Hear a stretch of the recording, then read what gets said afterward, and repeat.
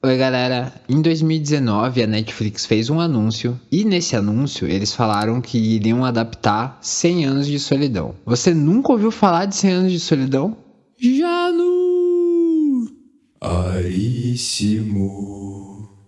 Então fique sabendo que 100 anos de solidão é um dos livros mais importantes da literatura mundial feitos na América do Sul. O autor desse livro se chama Gabriel Garcia Marques, apelidado carinhosamente de Gabo, e a primeira edição desse livro foi publicada em 1967. E o Gabo era um contador de histórias tão bom, e 100 anos de solidão foi tão impecável, que em 1982, Gabriel Garcia Marques recebeu o Prêmio Nobel de Literatura. 100 anos de solidão é considerado o maior título de um estilo chamado realismo mágico. O realismo mágico utiliza de metáforas para contar o que quer contar. As situações são possíveis até certo ponto, e após isso elas se tornam completamente fantasiosas. Então, quando eu vi o anúncio de que viraria uma série, meu primeiro pensamento foi, vai dar merda. Porque eu conseguia ver uma adaptação de 100 anos de solidão feita em animação, porque a animação não tem limites dependendo da qualidade técnica da equipe que trabalha nela. Então pensar numa animação de 100 anos de solidão fazia muito mais sentido na minha mente, mas a Netflix decidiu meter o louco. Eles queriam uma adaptação com atores reais. E aí entra uma outra questão que você deve estar se perguntando agora, Janu, se essa obra é tão boa, por que ela não foi adaptada antes? E a resposta para essa pergunta é muito simples. O Gabo não deixou. Tentaram adaptar outras obras dele antes e ele não gostou do resultado de nenhuma delas. O Gabo exaltava a América do Sul em todas as suas obras e 100 anos de solidão era a maior de todas. E toda vez que tentaram propor uma adaptação audiovisual para 100 anos de solidão, o Gabo cortou na hora. Francesco Rossi, diretor italiano, ouviu do Gabo que as soluções que ele tinha proposto eram literárias e não visuais, então não faria sentido fazer a adaptação. E eu amo muito essa história que eu vou contar agora, que em 1977,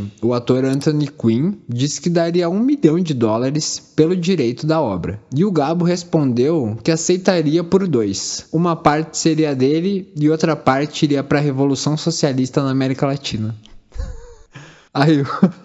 E aí o ator não falou mais nada. Em 1979, o Coppola demonstrou interesse, mas o Gabo cagou pra isso. Segundo o Gabo, o que ele menos queria era ver uma Macondo americanizada, com atores brancos representando personagens plurais no quesito cor de pele, como acontece, em toda a América do Sul, por conta da miscigenação. Enfim, outra questão que o Gabo apontava era que seria muito difícil representar a passagem do tempo com qualidade e adaptar determinadas falas em audiovisual poderia soar muito piegas. Gabriel Garcia Marques faleceu em 2014 e em 2019 os filhos dele autorizaram a Netflix a fazer uma adaptação, mas colocaram como exigência o pedido do pai, que a série fosse gravada na Colômbia com atores da América do Sul. E a Netflix falou, beleza, pode ser. E bom, a série foi lançada dia 11 de novembro de 2024, saiu a primeira parte. Eu fui assistir com o cu na mão.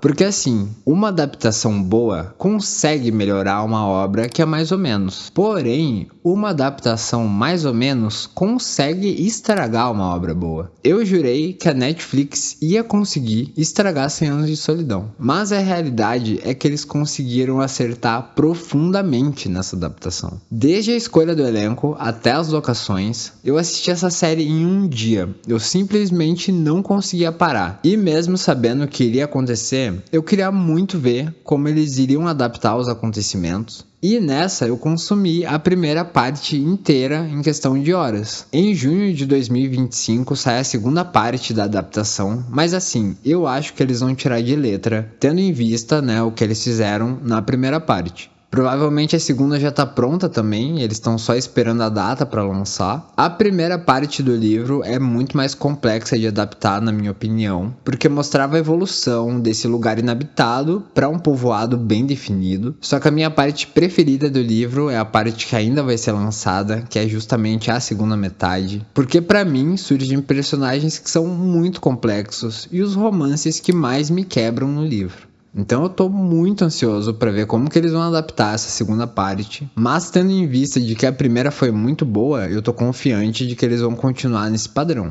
E eu acho que uma coisa que vale a pena dizer pra vocês é que 100 Anos de Solidão não é um livro fácil. Os personagens têm nomes muito parecidos, então em certo momento você fica ué. Pra vocês terem uma ideia, em várias edições de 100 Anos de Solidão colocam até uma árvore genealógica para os leitores conseguirem se achar.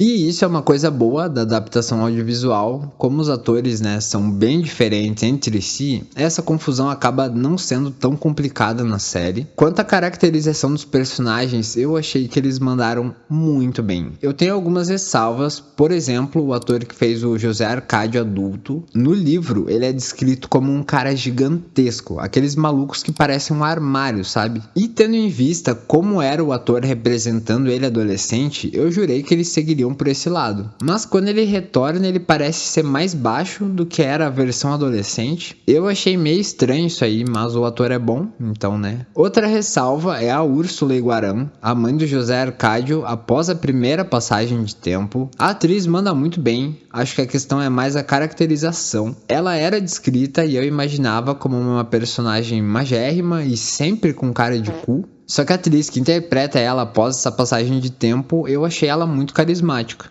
A adaptação do José Arcádio pai após a primeira passagem de tempo também me causou uma estranheza no começo, mas em poucas cenas o ator me fez entender por que escolheram ele, apesar de eu ainda achar que o José Arcádio pai na primeira passagem de tempo foi impecável. Esse ator foi muito foda, galera. A Amaranta e a Rebeca eram exatamente como eu as imaginava, tanto crianças quanto adultas, assim como o ator que interpretou o Coronel Aureliano Buendia. Achei que podiam ter botado mais olheiras nele, pra deixar com um ar mais de fudido, mas a escolha do ator foi ótima. A série mudou sim algumas coisinhas do livro, mas entendo eles e eu acho que essas mudanças em questão foram só porque o conteúdo do livro era muito pesado para representar em audiovisual. Por exemplo, a idade da Remédios Moscote, nos livros ela é descrita real como uma criança, e na série adaptaram ela como uma adolescente. Enfim, acho que em questão de alterações foram mais essas coisas, suavizaram coisas que seriam muito horríveis de ficar assistindo.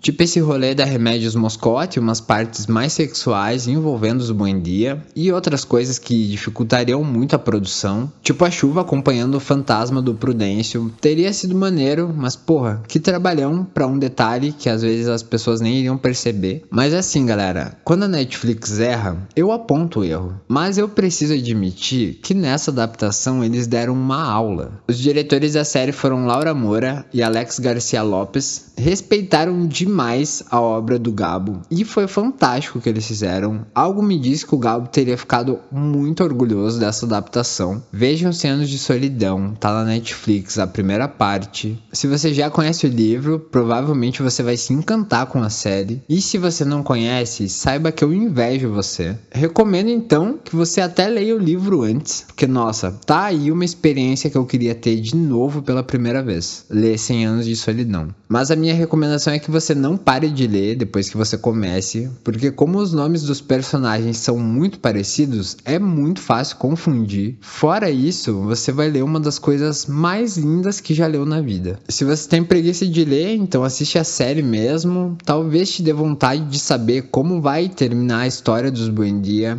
e eu já garanto pra vocês que é uau! Já no... Curte, comenta algo se sentir vontade e mostra esse vídeo pra alguém que pode gostar da série e do livro. Meu nome é Kleber Januário, eu sou formado em design, eu tô aqui toda semana falando sobre cinema. E é isso, valeu galera, até o próximo vídeo, tchau!